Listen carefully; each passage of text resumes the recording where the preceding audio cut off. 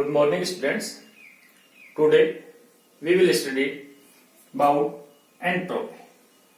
Entropy जिसका नाम आपने पहले सुना है, इसका अध्ययन आप कर चुके हैं आपकी यूजी क्लास में। सबसे पहले तो है कि एंट्रोपी क्या होती है। फॉर एग्जाम्पल, एक अपन सिस्टम लेते हैं, वो बिल्कुल अरेंज्ड सिस्टम है, व्यवस्थित रूप से है। मैं यहां पर लिखूं, एक सिस्टम अपने पास ये है, बिल्कुल अरेंज्ड, दिस वैल्यू बिल्कुल अरेंज सिस्टम, सिमेट्रिक व्यू से, दिस इज अरेंज सिस्टम। दूसरा मैं ले रहा हूं जो कि सिस्टम अरेंज नहीं है, बिखरा हुआ है, दिस सिस्टम।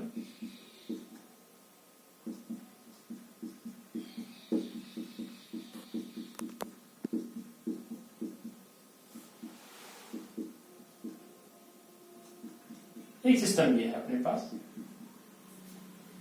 तो एंट्रोपी का मान जो अपन ज्ञात करें कि एंट्रोपी किसकी ज्यादा होगी, तो यहां देखेंगे कि इसकी जो एंट्रोपी है वो ज्यादा होगी। ये जो सिस्टम है इसकी एंट्रोपी ज्यादा होगी, जो अरेंज सिस्टम है, व्यवस्थित है, उसकी एंट्रोपी कम होती है। तो एंट्रोपी सिंपल डिसऑर्डरनेस को मेजर करती है। इसको मैं लिखूं, it's measure the disorderness,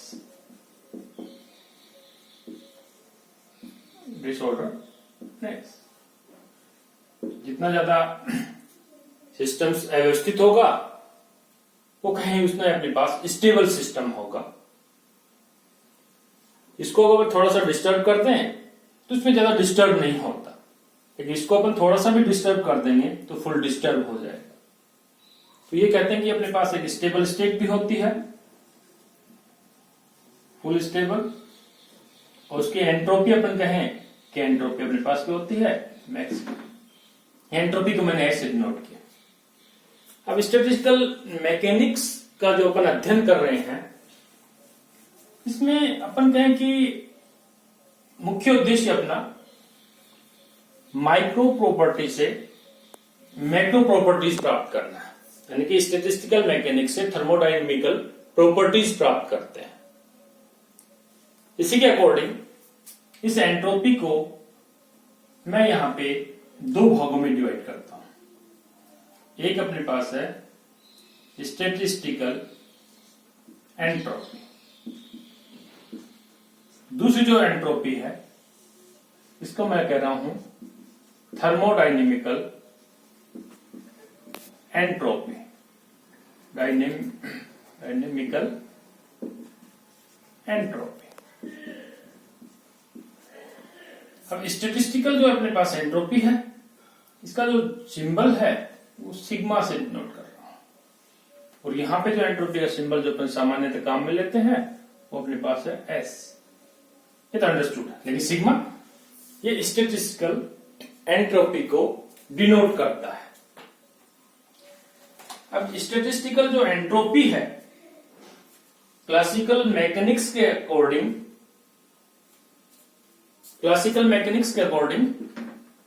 this statistical mechanics is written as sigma is equal to log del 2. This is the standard relationship. Here del 2 represent the volume in phase space. Volume in phase space.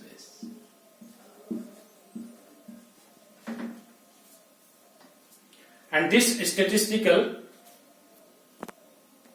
entropy has some specific properties. This is additive nature, additive properties. Additive properties में अपना sigma is equal to sigma 1 plus sigma 2 होता है। मान लीजिए कि अपन ने एक system लिया जिसको दो भागों में डिवाइड किया, एक की एंट्रोपी सिग्मा 1 है, दूसरे की सिग्मा 2 है, तो टोटल अपने पास एंट्रोपी जो होगी sigma is equal to sigma 1 plus sigma 2। क्योंकि यहाँ पे डेल टो जो अपने पास आएगा वो अपने पास होगा delta 1 multiple of delta. Second जो इसकी प्रॉपर्टीज है वो अपने पास है कि जब एंट्रोपी में अपन चेंज कर रहे हैं तो अपने पास एक कांस्टेंट रहती है। जो क्लोज सिस्टम की अपन बात कर रहे हैं कि change in entropy is independent of system unit. Change in sigma is independent of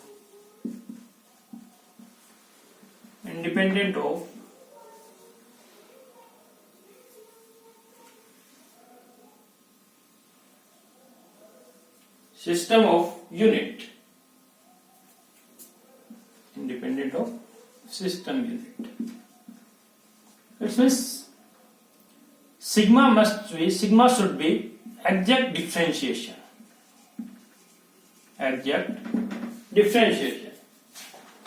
third जो अपने पास है इसकी प्रॉपर्टीज कि इक्विलिब्रियम स्टेट में एंट्रोपी का मान मैक्सिमम होता है। ये अपन कहें कि इक्विलिब्रियम स्टेट में मोस्ट प्रोबेबल स्टेट आती है। इक्विलिब्रियम स्टेट इसको अपन मोस्ट प्रोबेबल स्टेट कहते हैं, इसमें एंट्रोपी का मान अधिकतम होता है। अब कोई भी सिस्टम जिसको मैं कहूं कि स्टैटिस्टिकल इक्विलिब्रियम है, यहां पे चर्चा की कि स्टैटिस्टिकल इक्विलिब्रियम में एंट्रोपी का मान मैक्सिमम होता है, वहां पे मोस्ट प्रोबेबल स्टेट अपने पास आती है। तो मोस्ट प्रोबेबल स्टेट या स्टैटिस्टिकल इक्विलिब्रियम के लिए कुछ कंडीशंस हैं कि क्या होना चाहिए। उसके लिए सबसे इंपॉर्टेंट कंडीशन मैं आपको स्टैटिस्टिकल इक्विलिब्रियम के लिए जो कंडीशन होगी वो अपने पास होगा कि phase point in phase space must be independent of time. Del rho upon del t in phase space, जिसको मैं क्यूपी से रिप्रेजेंट करूं, इज इक्वल टू 0, कांस्टेंट होना चाहिए। अगर ये कंडीशन लागू होती है तो अपन स्टैटिस्टिकल इक्विलिब्रियम कंडीशन कह सकते हैं। अब थोड़ा सा अपन चर्चा करें थर्मोडायनेमिकल एंट्रोपी की। तो थर्मोडायनेमिकल प्रॉपर्टी जो अपने पास है एस, अपन कहेंगे एक स्टेट फंक्शन। मैं यहां पे लिखूं कि थर्मोडायनेमिकल प्रॉपर्टीज अपने पास एक स्टेट फंक्शन।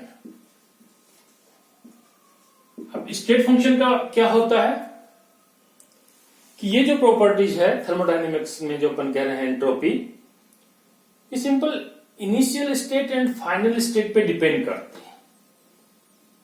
ये उसकी एक्सप्लिसिट टाइम के ऊपर उसकी स्टेट क्या है उसके ऊपर डिपेंड करती है, बीच का जो पाथ है उसके ऊपर डिपेंड नहीं करती। अब इसको अपन समझे कि माना कि एक स्टेट पहले अपने पास ये है, फिर अपने पास फाइनल स्टेट अपने पास ये है, ये इनिशियल स्टेट, ये फाइनल स्टेट। यहां से सिस्टम इस स्टेट में आता है। यहां जो टेम्परेचर अपन कहें कि P1 है, V1 है, और यहां P2 V2 है। तो एंट्रोपी जो अपने पास फंक्शन होगी वो P1 V1 P2 V2 का होगी। बीच का जो प्रोसेस है इसके ऊपर डिपेंड नहीं करता। This is the state function. दूसरा जो अपन कहेंगे स्टैटिस्टिकल जो एंट्रोपी है वो इसका फिजिकल मीनिंग देती है। ये जो अपने पास स्टेट फंक्शन जो अपने पास आता है इसका जो फिजिकल मीनिंग जो अपने पास है वो कौन सी देती है? Statistical entropy. कि अपने पास स्टैटिस्टिकल इक्विलिब्रियम में क्या होगा, जो 2-3 पॉइंट मैंने बताए उसका फिजिकल मीनिंग्स रहता है। सेकंड जो अपन कहें कि थर्मोडायनेमिकल जो एंट्रोपी है वो एक एक्सटेंसिव प्रॉपर्टी है। एक्सटेंसिव प्रॉपर्टी जो एंट्रोपी एस कर रहे हैं एक्सटेंसिव प्रॉपर्टी है। एक्सटेंसिव प्रॉपर्टी का मतलब क्या होता है इसमें कि ये जो अपने पास है ये प्रॉपर्टी सिस्टम की कितने अमाउंट है, कितने पार्टिकल्स हैं, amount of size of the system पर डिपेंड करती है। साइज ऑफ सिस्टम, ये जो कंडीशन फुलफिल्ड होती है उसको एक्सटेंसिव प्रॉपर्टी कहते हैं। थर्मोडायनेमिकल जो एंट्रोपी अपने पास है वो स्टेट फंक्शन है और एक्सटेंसिव प्रॉपर्टीज रखती है। इसका मात्रक क्या होगा? इसका जो मात्रक अपने पास है एंट्रोपी का वो अपने पास होता है जूल और केल्विन। आप सभी को मालूम होना चाहिए कि एंट्रोपी जो अपने पास है वो भी अपने पास एनर्जी से संबंधित होती है। इसका मात्रक अपन कह रहे हैं कि जूल प्रति केल्विन होता है। टोटल जो अपन एंट्रोपी की जो अपन बात करें तो total entropy system plus surrounding से मिलकर बनी होती है। सिस्टम के अराउंड जो अपने पास सराउंडिंग होती है वो भी इसमें इफेक्ट डालता है। तो सिग्मा टोटल जो अपन लिखते हैं सिग्मा एस टोटल वो अपने पास del S system plus del S surrounding होता है।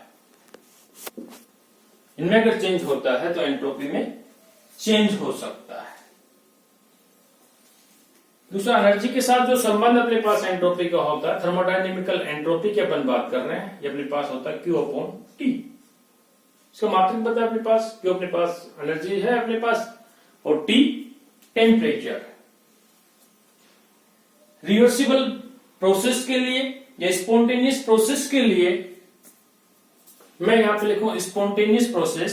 स्पॉन्टेनियस प्रोसेस के लिए del S is greater than is equal to 0 for spontaneous process and for reversible process this del S is equal to 0 for reversible process. Reversible process आप सभी जानते होंगे, लेकिन important अपने पास क्वांटिटी है इसलिए इसकी चर्चा अपन कर रहे हैं। थर्ड अपन कहें कि इस एंट्रोपी में थर्मोडायनेमिक्स का थर्ड रूल भी लागू होता है। थर्मोडायनेमिक्स का थर्ड रूल नियम अपने पास क्या है कि 0 डिग्री टेम्परेचर के ऊपर एंट्रोपी का मान 0 होता है। या दूसरे शब्दों में लिखूं कि किसी परफेक्ट क्रिस्टल के लिए एब्सोल्यूट टेम्परेचर हो और परफेक्ट क्रिस्टल हो। परफेक्ट क्रिस्टलाइजेशन का मतलब फुल अरेंज हो, डिसऑर्डरनेस नहीं हो, और टेम्परेचर एब्सोल्यूट टेम्परेचर अपने पास क्या हो 0 हो। एब्सोल्यूट टेम्परेचर पे अपने पास परफेक्ट क्रिस्टलाइजेशन पॉसिबल है तो यहां पे एंट्रोपी का मान क्या होता है 0। ऐसे बहुत सारी इसकी प्रॉपर्टीज है एंट्रोपीज की।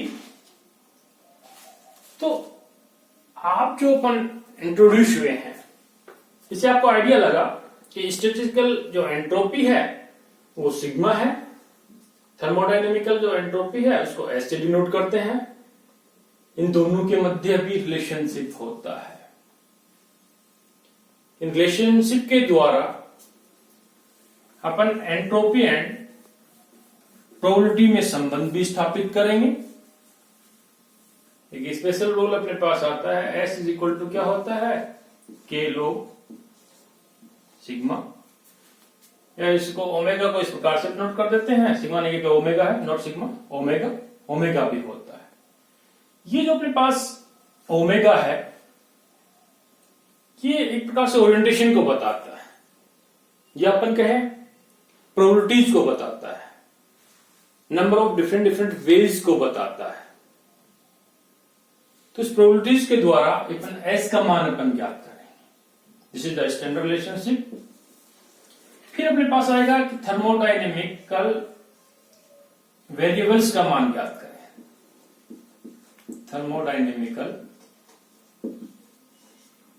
वेरिएबल्स कह दो या क्वांटिटीज कह दो, क्वांटिटीज का मान quantities.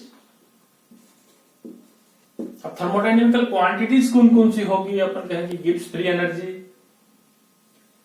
Helmholtz enthalpy, Helmholtz free energy, F internal energy, U, CP, CS and so on, P, V, इनका मान ज्ञात करना।